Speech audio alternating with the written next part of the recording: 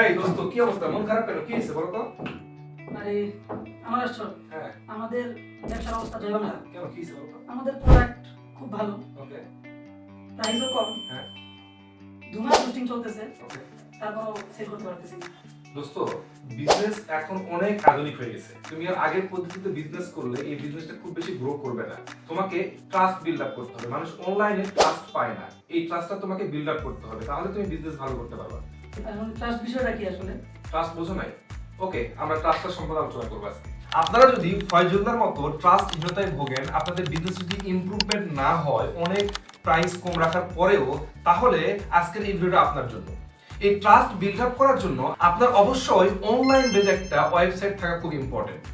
মানুষ যখন অনলাইনে আপনাকে সার্চ করে অথবা আপনার প্রোডাক্ট সম্বন্ধে জানতে চায়, তখন সবাই গুগলে গিয়ে ওই কোম্পানি বা প্রোডাক্ট সার্চ করে। যখন আপনার একটা ওয়েবসাইট পাবে, গোছানো একটা ইনফরমেশন একটা জায়গায় পাবে, তখন আপনার প্রতি ট্রাস্ট বিল্ড আপ হবে এবং তখন এই মানুষজন অর্ডার করতে স্বাচ্ছন্দ্য বোধ করবে। অনলাইনে এখন মানুষ এই ট্রাস্টের খুব ঘাটতি থাকার কারণেই আপনার বিজনেসে গ্রোথ হচ্ছে না। সো আপনি যদি বিজনেসে গ্রোথ আনতে চান, তাহলে আজকে আপনি ওয়েবসাইট অর্ডার করতে পারেন, আমার সাথে যোগাযোগ করতে পারেন।